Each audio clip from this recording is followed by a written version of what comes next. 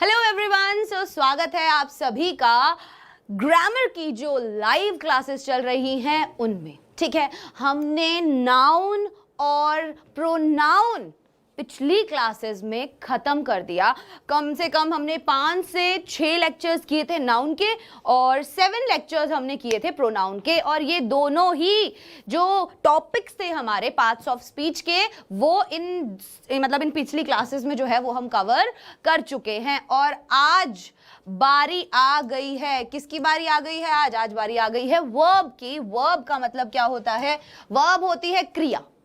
अब क्या क्रिया क्या होती, क्या किसे कहते हैं क्रिया? आप कोई भी काम कर रहे हो, ठीक है, खाना खाना, उठना, बैठना, रोना, हंसना, ठीक है, तैरना, दौड़ना, उड़ना, बोलना, मतलब सब चीजें, कोई भी चीज जो एक्शन आप कर रहे हो या फील कर रहे हो, ठीक है, तो उन्हें हम क्या बोलते हैं?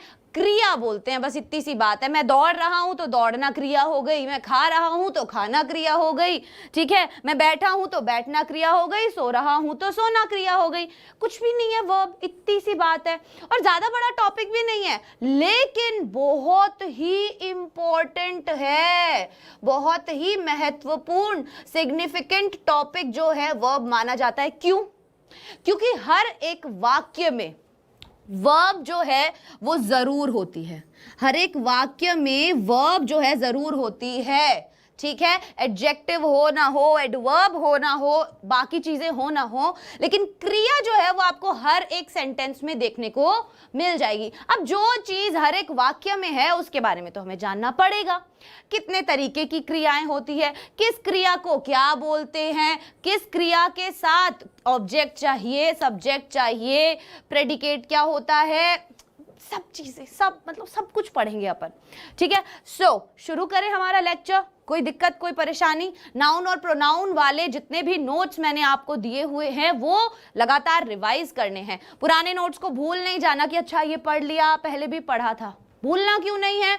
क्योंकि अगर पुरानी चीजें भूल जाओगे तो आगे जो नई चीजें बता रही हूं ये समझ में नहीं आएंगी।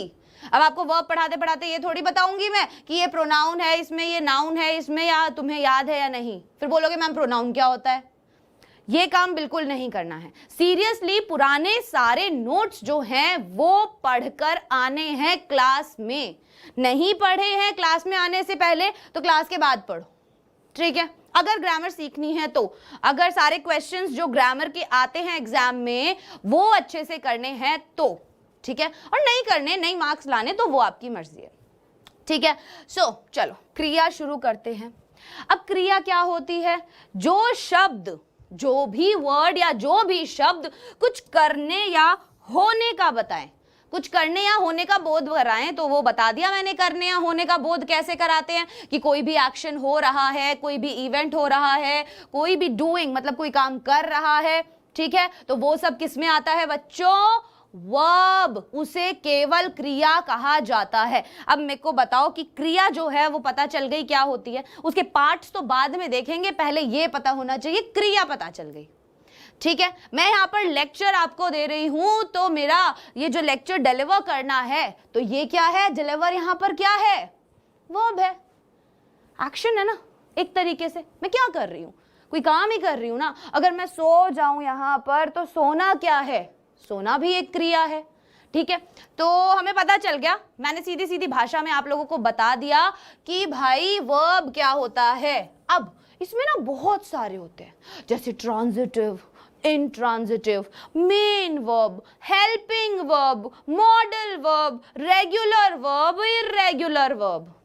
बताओ, एक क्रिया और उसके इतने सारे पार्ट्स, कोई दिक्कत नहीं, बना दिए लिखने वालों ने, तो हमें क्या करना पड़ेगा? पढ़ना तो पड़ेगा, लेकिन हम खुशी खुशी पढ़ेंगे, क्योंकि धीरे धीरे करके सारी चीजों को जब हम समझेंगे तो कोई भी चीज मुश्किल नहीं लगेगी, ठीक है। अब क्रिया जो यहां पर मैंने बताया, ठीक है, वो 2 प्रकार की नहीं, ये 6 प्रकार की यूजुअली जो है वो क्रिया होती है। कितने प्रकार की होती है? 6 प्रकार की क्रिया जो है वो होती हैं, जैसे कि main verb, helping verb, transitive, model, regular, irregular और ट्रांजिटिव। गिन लो अब इसमें कितनी है। मेन वर्ब को हम प्रिंसिपल वर्ब भी बोलते हैं, हेल्पिंग वर्ब को हम ऑक्सिलरी वर्ब भी बोलते हैं, और ये बाकी सारी। तो टोटल कितनी हो गई? 1 2 3 4 5, इसको भी 6 मान लेते हैं, और 7 तरीके की हम कह सकते हैं कि क्रियाएं जो हैं वो होती हैं। ठीक है, अब आज के लेक्चर में हम क्या करेंगे? आज के लेक्चर में मैं आपको 2 चीजें बताऊंगी। पहली चीज जो आज के लेक्चर में मैं बताऊंगी वो है हमारी मेन वर्ब। क्या है? मेन वर्ब है। ठीक है, मुख्य क्रिया। किसी भी वाक्य के अंदर मुख्य क्रिया जो है वो क्या होती है? कोई भी वाक्य क्या होता है सबसे पहले ये भी तो जानना जरूरी है। सेंटेंस की भी हम क्लासेस लेंगे, लेकिन मैंने पहले सोचा कि मैं आपको पार्ट्स ऑफ स्पीच बता देती हूँ सारे, उसके बाद मैं आपको सेंटेंस पढ़ाऊंगी, ताकि तब मैं जब सेंटेंस पढ़ाऊं तो आप बता सको कि मैडम ये जो सब्जेक्ट है ये यहाँ पर नाउन है, ये जो ऑब्जेक्ट है ये यहाँ पर क्या है, और ये यहाँ पर प्रोनाउन यूज हुआ है। मैम ये देखो ये रही वर्ब। वाक्य पढ़ाते समय बाकी की जो चीजें हैं वो आपको अगर सारी पता चल जाएंगी, अगर हमें पार्ट्स ऑफ स्पीच सारे पता हैं तो। ठीक है, सब्जेक्ट और ऑब्जेक्ट के बारे में मैंने आपको बताया था कि सब्जेक्ट और ऑब्जेक्ट क्या होते हैं। सब्जेक्ट क्या हो जाता है किसी में भी कि जो काम कर रहा है वो सब्जेक्ट हो गया, और जिस चीज के ऊपर काम हो रहा है वो ऑब्जेक्ट हो गया। हो गया कि नहीं हुआ? हो गया ना। और बीच में जो भी एक्शन होगा वो क्या होगी? वो वर्ब हो जाएगी। ठीक है, अब जैसे मैं बोलूं कि I am sleeping on the bed. ठीक है, मैंने ये बोला I am sleeping on my bed, लिख देते हैं। चलो यहां पर इस दी को हटाकर हम लिख देते हैं माई। मैंने लिखा I am sleeping on my bed. अब यहां पर आई तो सब्जेक्ट हो गया, सो कौन रहा है? मैं सो रही हूं। कहां पर? अपने बेड पर। तो माई बेड यहां पर क्या हुआ? ऑब्जेक्ट हुआ। मेरे बेड पर सो रही हूं। ठीक है, और स्लीपिंग काम क्या चल रहा है? यहां पर सोने का काम चल रहा है, तो ये वर्ब हो गया। ठीक है, वाक्य में तीनों चीज हमने देख ली, सब्जेक्ट, वर्ब और ऑब्जेक्ट, और इन तीनों को मिलाकर ही क्या बन जाता है? एक वाक्य बन जाता है। जब हम इन सभी चीजों को मिला देते हैं और एक मीनिंगफुल चीज बन जाती है, जैसे हमने सब्जेक्ट, वर्ब और ऑब्जेक्ट लिखे और इस तरीके से इन्हें अरेंज किया कि ये एक मीनिंगफुल सेंटेंस में चेंज हो गया, जिसका मतलब हमें पता है, मतलब जो समझ में आ रहा है ना। यही सब तो रूल्स हम फॉलो करते हैं। तो देखो, मुख्य वर्ब के बारे में, मुख्य क्रिया के बारे में मैंने आपको बताया, और कैसे अब सेंटेंस में हमें पता चले कि देखो अब यहां पर लिखा था आई एम स्लीपिंग, तो अब यहां पर एम क्या है? एम भी यहां पर वर्ब है, आपको पता है। एम भी यहां पर वर्ब है और स्लीपिंग भी यहां पर वर्ब है। तो कैसे पता चलेगा कि एम कौन सा वर्ब है और स्लीपिंग कौन सा वर्ब है? पूरा वर्ब इस पूरे सेंटेंस में क्या है वो हम जानेंगे इन 3 लेक्चर्स के थ्रू। मतलब हम 3 लेक्चर्स करेंगे वर्ब के, ठीक है, और उसमें हम हर तरीके की वर्ब्स जो है वो जान लेंगे। अब पहली मैंने आपको बता दी भाई ये प्रकार है वर्ब्स के, और देख लो कि भाई इतने तरीके की होती हैं। अब इनके बारे में देख लेते हैं, क्या दिक्कत है अपने को? कोई दिक्कत नहीं है। अब हर एक वर्ब की ना 3 फॉर्म होती हैं। क्या होती हैं? हर एक वर्ब की 3 फॉर्म होती हैं, फर्स्ट फॉर्म, सेकंड फॉर्म और थर्ड फॉर्म। कितनी फॉर्म होती हैं? फर्स्ट फॉर्म, सेकंड फॉर्म और थर्ड फॉर्म। ये आपने सुना ही होगा, जैसे break, broke, broken, sleep, slept, slept, good, better, best. जैसे मैं लिखूं कि स्लीप, स्लेप्ट और स्लेप्ट। अब इन सब का इस्तेमाल आपको कैसे पता चलेगा कि मैम आपने ये बता तो दिया कि स्लीप, स्लेप्ट और स्लेप्ट होता है, लेकिन हमें कैसे पता चलेगा कि वाक्य में हमें ये सभी चीजें जो हैं कहाँ यूज करनी है, कहाँ पर ये वाली यूज होगी, ये वाली फॉर्म या फिर ये वाली फॉर्म यूज होगी। तो मेरे प्यारे बच्चों, जब हम पढ़ेंगे टेंसेस, क्या पढ़ेंगे हम? टेंसेस। और टेंसेस पढ़ने में जो मजा आएगा ना, मतलब इतने बढ़िया तरीके से मैं आपको टेंसेस पढ़ाऊंगी कि उसके बाद कोई डाउट जो है वो आपके दिमाग में टेंसेस को लेके तो कतई नहीं रहेगा। उससे आपकी जो स्पोकन इंग्लिश है वो भी इंप्रूव होगी, ठीक है, और आपके जो एग्जाम में क्वेश्चंस आते हैं वो भी आपके क्लियर हो जाएंगे। तो देखो, जैसे ये फॉर्म होती है ना, तो भाई कुछ भी नहीं है इसमें, ये हो गई फर्स्ट फॉर्म, ये हो गई सेकंड फॉर्म और ये हो गई थर्ड फॉर्म। ठीक है, इतनी सी बात थी इसमें और कोई ज्यादा बात नहीं थी। एग्जाम्पल मैंने आपको बता दिया, इन तीनों फॉर्म को हम फर्स्ट फॉर्म, सेकंड फॉर्म और थर्ड फॉर्म बोलते हैं। और तीन फॉर्म होती हैं बेसिकली वर्ब की, जैसे कि अलाउ, अलाउड, अलाउड। ठीक है, बी, वॉज, वर और been, begin, began, begun, break, broke, broken. ये लिखी हुई है ना मैंने यहाँ पर, ये एग्जाम्पल बताने के लिए ही आपको लिखी हुई है कि कहाँ कहाँ पर, जैसे बेस फॉर्म ये है, पास्ट सिंपल ये है, पास्ट पार्टिसिपल ये है। तो वही होता है ना कि अगर हम कोई सेंटेंस लिखें, आपने अगर टेंसेज आपको थोड़े बहुत भी पता हो तो हम हर जगह बोलते हैं यहाँ वर्ब की फर्स्ट फॉर्म के साथ आईएनजी आएगा, यहाँ पर वर्ब की सेकंड फॉर्म आएगी, अगर पास्ट में है हम वर्ब की सेकंड फॉर्म या थर्ड फॉर्म यूज करते हैं, तो वो फॉर्म ये ही हैं। वो जो फर्स्ट फॉर्म, सेकंड फॉर्म किसी भी वाक्य के अंदर यूज हो रही हैं, वो ये ही हैं। ठीक है, समझ में आया? जैसे हम देखें कि अगर मैं आपको बताऊं, कोई भी एग्जाम्पल ले लो, जैसे मैंने अभी ये ही बोला था कि आई एम रनिंग, मैं दौड़ रहा हूं। तो जब प्रेजेंट टेंस में बात होती है और हम बोलते हैं कि मैं दौड़ रहा हूं, तो हम पता है टेंसेस में क्या करते हैं, हम टेंसेस में ऐसे ही पहचानते हैं, जो जब भी वाक्य के अंत में रहा है, रहे है आता है, तो भाई उसका क्या हो जाता है, सब्जेक्ट प्लस वर्ब की फर्स्ट फॉर्म के साथ I N G, subject plus helping verb, wait, subject plus is, am, are plus verb की फर्स्ट फॉर्म के साथ आईएनजी प्लस ऑब्जेक्ट। ठीक है, इस तरीके से हम कोई भी रहा हूं वाला सेंटेंस बनाते हैं। जैसे मैं खा रहा हूं, मैं दौड़ रहा हूं, मैं चल रहा हूं, मैं पी रहा हूं, मैं सो रहा हूं। तो इस सेंटेंस को अगर हमें बनाना है तो हम ये वाला फॉर्मूला एक तरीके से यूज करते हैं। मैं आपको एक एग्जांपल दे रही हूं कि फॉर्म जो है ना वर्ब की, वो कहां पर एक वाक्य में यूज होती है। आप को दिमाग में कंफ्यूजन नहीं आना चाहिए कि मैम ये तीन फॉर्म आपने बता तो दी, लेकिन इन तीन फॉर्म्स को हमें यूज कहां पर करना होता है। तो वो हम टेंसेस पढ़ेंगे, तब ये वाली चीज आपको बहुत काम आएगी। आपको ऑलरेडी पता होगा कि first form, second form, third form क्या होती है। तो यहां पर जैसे मैंने ये बताया कि subject is, am, are verb की फर्स्ट फॉर्म और आईएनजी प्लस ऑब्जेक्ट हमें लिखना होता है। अब यहां पर ऑब्जेक्ट तो कुछ नहीं है, ठीक है, ऑब्जेक्ट नहीं लिखेंगे, तो आई यहां पर हुआ सब्जेक्ट, एम यहां पर क्या हुआ, इसे बोलते हैं हेल्पिंग वर्ब, जो हम आज पढ़ेंगे। और रनिंग, तो हमने रन के साथ, अब वर्ब रन है, रन क्या है, दौड़ना, तो रन जो है वो हमारी हो गई फर्स्ट फॉर्म वर्ब की। और यहां पर इसमें भी था कि वर्ब की फर्स्ट फॉर्म के साथ आईएनजी लगता है, तो हमने रन के साथ आईएनजी लगा दिया। इस तरीके से इन वर्ब्स का इस्तेमाल किसी भी वाक्य के अंदर किया जाएगा, तो आपको पता होना चाहिए। और इनको आप कैसे, हर एक अलग अलग होती है। एक तो देखो कैसे हमने देखा कि कम, केम, कम, ब्रिंग, ब्रॉट, ब्रॉट।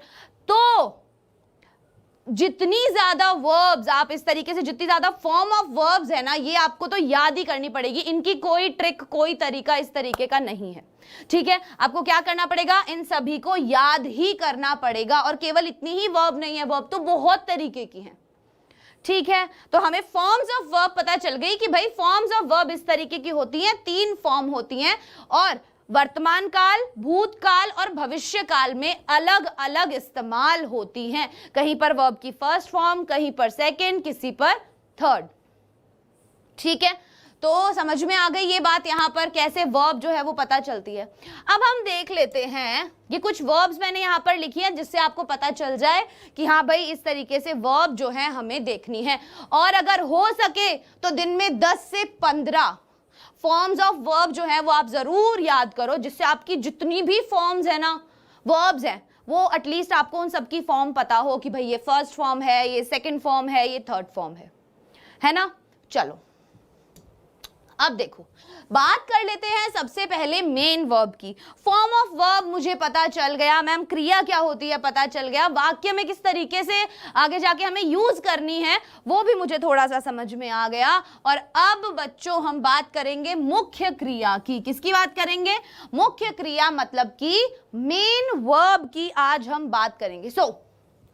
मुख्य क्रिया क्या होती है? जो वाक्य में मुख्य अर्थ को व्यक्त करता है। मुख्य अर्थ मतलब कि जो मीनिंग है, जो सेंट्रल मीनिंग है। जैसे मैंने बोला मैं दौड़ रहा हूं, तो दौड़ना जो है वो मैं रहा हूं से हमें कुछ पता नहीं चलेगा। अगर मैं बोलूं कि मैं दौड़ रहा हूं, राइट, ये है।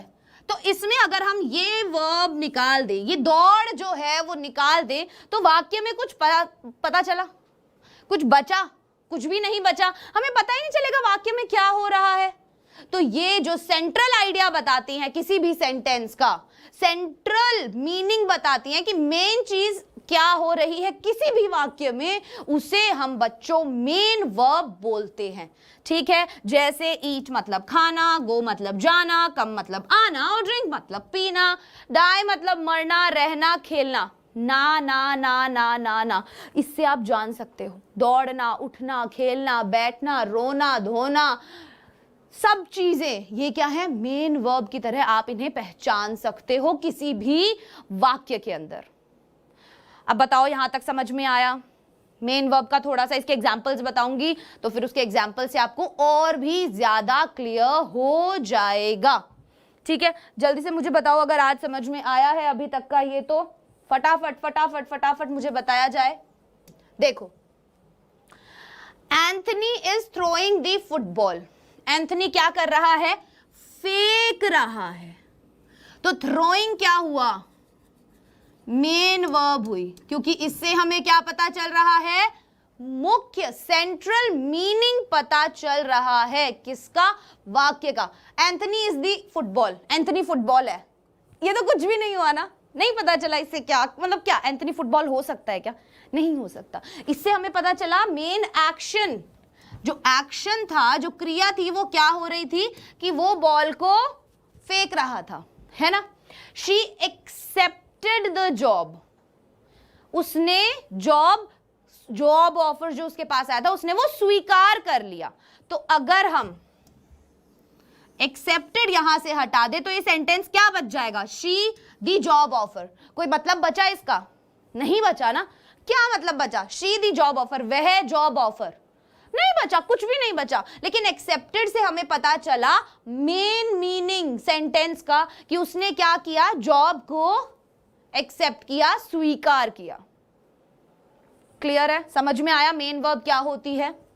अगले में देखो, he thought about his stupid mistakes in the test. उसने सोचा उसकी बेवकूफों वाली जो गलतियां करी हैं। स्टूपिड मिस्टेक्स क्या होती हैं? बहुत छोटी छोटी सिली मिस्टेक्स हम जो करते हैं वो होती हैं।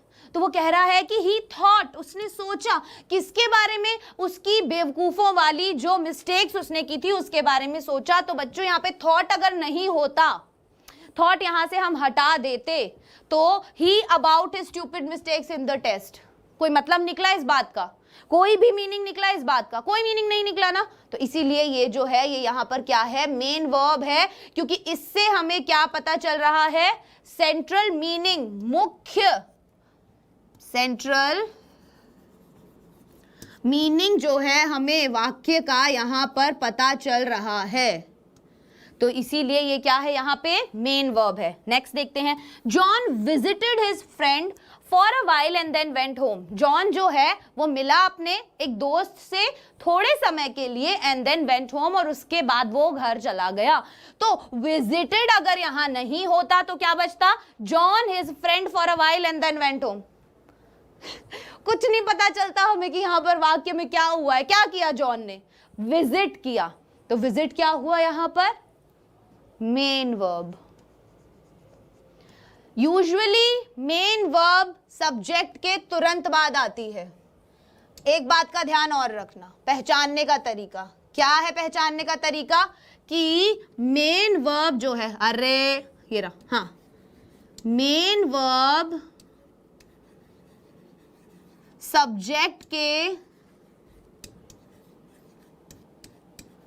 तुरंत बाद आती है। याद रखनी है ये बात। कब आती है? यूजुअली क्या होगा कि कोई भी मेन वर्ब होगी, उसको पहचानने का तरीका यही है कि वो सब्जेक्ट के, तो इसमें सब्जेक्ट कौन है? एंथनी, क्योंकि उसी ने बॉल फेंकी है, तो ये हो गया सब्जेक्ट, ये हो गया थ्रोइंग वर्ब, और ये हो गया ऑब्जेक्ट, क्योंकि इस पर एक्शन हुआ है, इस पर एक्शन हुआ है। ये कर्ता, ये कर्म और ये क्रिया।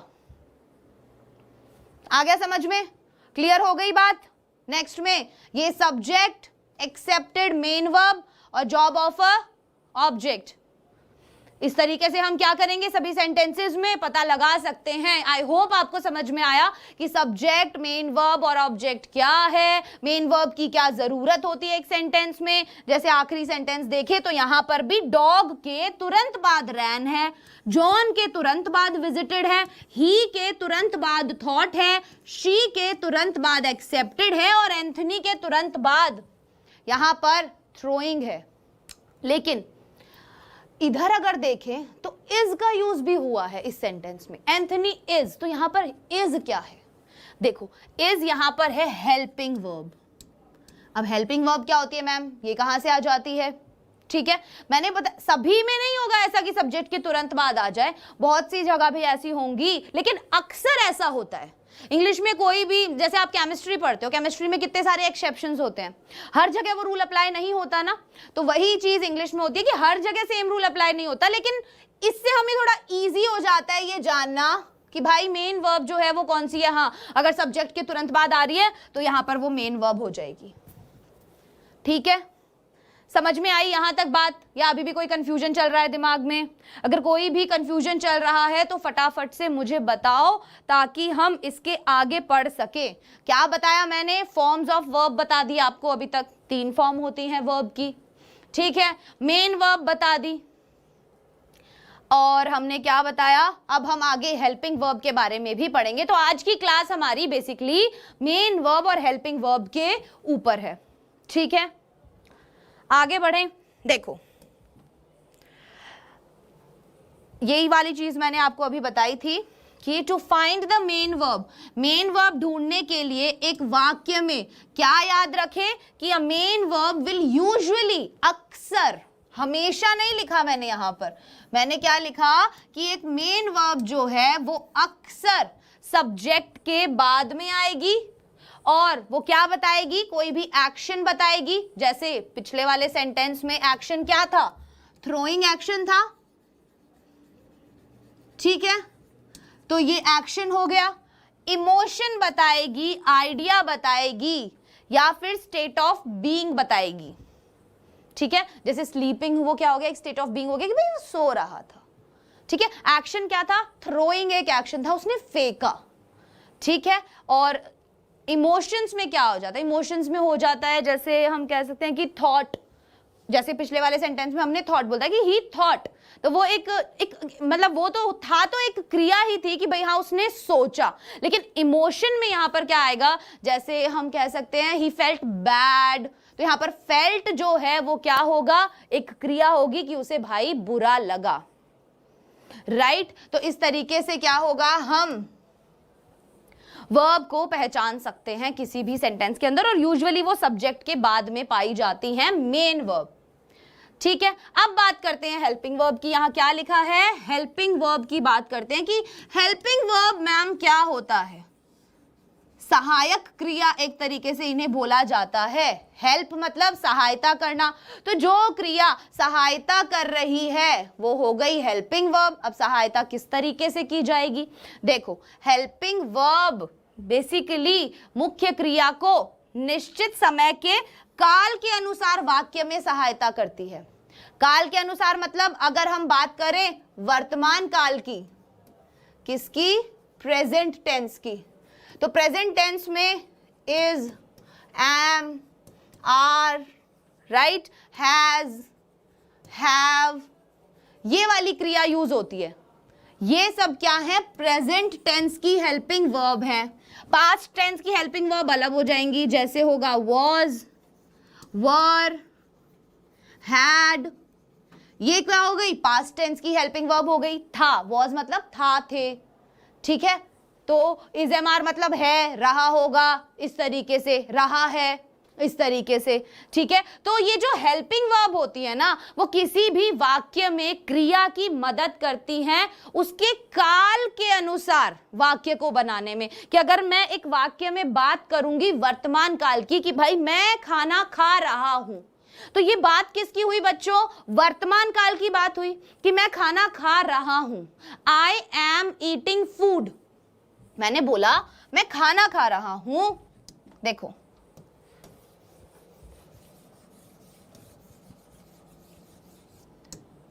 क्या बोला मैंने कि मैं खाना खा रहा हूं, मतलब आई एम ईटिंग फूड, ठीक है। तो देखो आई मैं हो गया, ईटिंग यहां पर मेन वर्ब हो गई। अब आई एम ईटिंग फूड, अभी खा रहा हूं, तो यहां पर वर्ब की फर्स्ट फॉर्म के साथ आईएनजी से हमें क्या पता चल गया कि भाई ये वर्तमान काल की बात हो रही है। और एम यहां पर क्या है, प्रेजेंट टेंस में मदद कर रहा है इस क्रिया की, इस वाक्य में ये बताने में मदद कर रहा है कि ये क्रिया कब हो रही है। खाना खाने की क्रिया कब हो रही है, ये हमें एम से और आईएनजी से यहां पता चल गया, ठीक है। ये हमें बेसिकली तो एम से ही पता चला। किससे पता चला, हमें एम से ही पता चला कि भाई आई एम ईटिंग फूड। जैसे मैंने बताया ना कि इज एम आर का यूज करते हैं हम वर्तमान काल में, तो एम यहां पर क्या हुई, एम की मदद से हमें पता चला कि कार्य जो है वो वर्तमान काल में किया जा रहा है। मतलब कि जो क्रिया है वो कब हो रही है, प्रेजेंट टेंस के अंदर हो रही है। समझ में आई ये बात आपको वर्ब की कि कब हो रही है क्रिया या कैसे हो रही है। आगे बढ़ें, हेल्पिंग वर्ब का इस्तेमाल पता चला आपको। जैसे कोई भी एक सेंटेंस ले लिया हमने, अब इससे आपको क्लियर हो जाएगा। जैसे I am driving a car, मैं कार ड्राइव कर रही हूं, तो ड्राइविंग तो मेन वर्ब हो गई। आई एम, अगर मैं यहां पे लिखती आई एम अ कार, मैं एक गाड़ी हूं, तो ये तो कुछ भी नहीं हुआ नहीं, कुछ भी नहीं हुआ ना ये। तो पहले बोला कि मैं कार ड्राइव कर रही हूं, अभी कर रही हूं, प्रेजेंट टेंस में कर रही हूं, वर्तमान काल में कर रही हूं। किससे पता चला, एम से हमें पता चला कि प्रेजेंट टेंस की बात हो रही है, इसीलिए ये क्या हुई, हेल्पिंग वर्ब हुई, ठीक है। क्लियर हुई ये चीज कि हेल्पिंग वर्ब क्या होती है और मेन वर्ब क्या होती है। मेन वर्ब होती है जो मुख्य क्रिया है, जिससे हमें पता चले कि एक्चुअल में क्या एक्शन हो रहा है, क्या थॉट है, क्या फीलिंग है, ठीक है, इससे हमें पता चले। और हेल्पिंग वर्ब क्या होती है कि भाई वो मेन वर्ब की मदद करेगी दोस्त की तरह वाक्य में ये बताने के लिए कि आखिरकार मेरी जो मेन वर्ब पक्की दोस्त है वो काम कब कर रही है, प्रेजेंट टेंस में कर रही है, पास्ट टेंस में कर रही है या फ्यूचर टेंस में कर रही है। क्लियर हुआ, समझ में आया। जैसे शी इज स्लीपिंग, वह सो रही है, शी स्लीपिंग कोई वाक्य नहीं बनता। इससे हमें पता चला कि प्रेजेंट टेंस में बात हो रही है, तो इज यहां पर क्या हो गया, हेल्पिंग वर्ब हो गया, क्योंकि इज क्या बता रहा है कि प्रेजेंट टेंस की बात हो रही है, ठीक है। तो आपको यह देखना है कि is, am, are, has, have, present tense, was, were और had been, past tense will, shall, ये किस में आते हैं, फ्यूचर में, होगा, करेगा, ये किस में आते हैं, फ्यूचर टेंस में, ठीक है। तो वो कब यूज होंगे, जब भी हमें वाक्य में क्या बताना होगा बच्चों कि क्रिया फ्यूचर में हो रही है, पास्ट में हो रही है या प्रेजेंट में हो रही है। समझ में आया, अब तक की बात क्लियर हुई। आगे के एग्जाम्पल देखो, जैसे दे वर सिंगिंग अ सॉन्ग, वे गाना गा रहे थे। तो singing, they were a song अगर हम बोले तो दे वर अ सॉन्ग तो कुछ भी नहीं होता, वो कोई गाने थोड़ी हैं, ठीक है, वो गाना गा रहे थे। तो सिंगिंग, सिंगिंग हो गया यहां पे वर्ब, मेन वर्ब, और वर मतलब था या थे, क्या है, हाँ, था या फिर थे, ठीक है। था होता तो वॉज कर देते, सिंगुलर के लिए, वर है तो प्लूरल के लिए वर कर दिया हमने पास्ट में, ठीक है। सो दे वर सिंगिंग अ सॉन्ग, वे गाना गा रहे थे। तो वर से हमें क्या पता चला कि क्रिया पहले हो रही थी, पास्ट में हो रही थी, अभी नहीं हो रही है। वे गाना गा रहे हैं तो हम क्या लिखते, they are singing a song. तो आर वहां पर क्या हो जाती, हेल्पिंग वर्ब हो जाती, ठीक है। और सिंगिंग क्या होगा, मेन वर्ब होगा। समझ में आया वर्ब वाला ये जो भी सिस्टम है यहां पर, आई होप समझ में आया होगा। You will qualify the examination, तुम परीक्षा में पास हो जाओगे। तो विल से पता चला फ्यूचर की, रिजल्ट अभी नहीं आया है और डर लग रहा है और फ्यूचर की बात की जा रही है कि तुम परीक्षा में पास हो जाओगे। तो विल की मदद से हमें पता चला कि जो क्वालिफाई नाउन है, पास हो जाओगे। पास होना यहां पर वर्ब है मेन और विल है यहां पर हेल्पिंग वर्ब, ठीक है। समझ में आई थोड़ी बहुत बात, भेजे में घुसी। She has reached her destination, वह अपनी मंजिल पर पहुंच चुकी है। तो अब मुझे बताओ कि रीच्ड जो है और हैज जो है वो क्या है यहां पर, हैज क्या है यहां पर, जल्दी से बताओ मुझे। हैज और रीच्ड में मेन वर्ब और हेल्पिंग वर्ब कौन सी है, रीच्ड में और हैज में मेन वर्ब और हेल्पिंग वर्ब कौन सी है, मुझे जल्दी से बताई जाए, जल्दी बताओ। तो देखो हैज क्या है यहां पर, हेल्पिंग वर्ब, क्योंकि वो रीच्ड, पहुंचना, मंजिल पर पहुंचना, रीच्ड की मदद कर रही है ये बताने में कि भाई वो ऑलरेडी पहुंच चुकी है, ठीक है। तो इस तरीके से हमारा हेल्पिंग वर्ब, बड़ा बड़ा लिख देती हूं मैं कि हेल्पिंग वर्ब और मेन वर्ब आज हमने पढ़ा। साथ ही साथ हमने क्या पढ़ा कि 3 फॉर्म ऑफ वर्ब कौन सी होती हैं, ठीक है।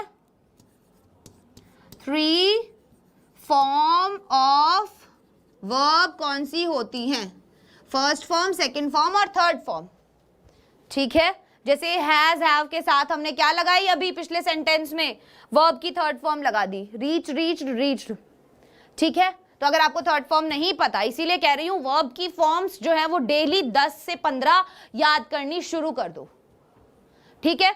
तो इस तरीके से हमारा आज का जो ये लेक्चर है वो यहीं पर खत्म होता है। अब हम नेक्स्ट लेक्चर में जो है बाकी की जो हमारी टाइप्स ऑफ वर्ब बची हैं, जैसे ट्रांजिटिव और इंट्रांजिटिव, मॉडल वर्ब्स, इन सभी के बारे में देखेंगे इसी तरीके से एग्जांपल्स के साथ, ताकि वाक्य में बता सको कि मैडम ये रही मेन वर्ब, ये रही हेल्पिंग वर्ब, ये रहा सब्जेक्ट, ये रहा ऑब्जेक्ट, और बताओ क्या बताना है आपको। टिप्स पे हो जाएंगे सारी चीजें कि वाक्य तो ऐसे पहचान लोगे, अच्छा ये सब चीजें हैं इसमें, ठीक है। तो इस तरीके से नेक्स्ट क्लास जो है वो आपको जरूर अटेंड करनी है। वर्ब बहुत ही इंपॉर्टेंट टॉपिक है, वर्ब टेंसेस में बहुत इंपॉर्टेंट है। तो अगर आगे टेंसेस सीखने हैं तो उसमें वर्ब का जरूर आपको पहले पता होना चाहिए, क्या वर्ब कहां पर यूज हो रही है, ठीक है। तो मिलते हैं नेक्स्ट क्लास में, तब तक के लिए bye bye and happy Rakshabandhan.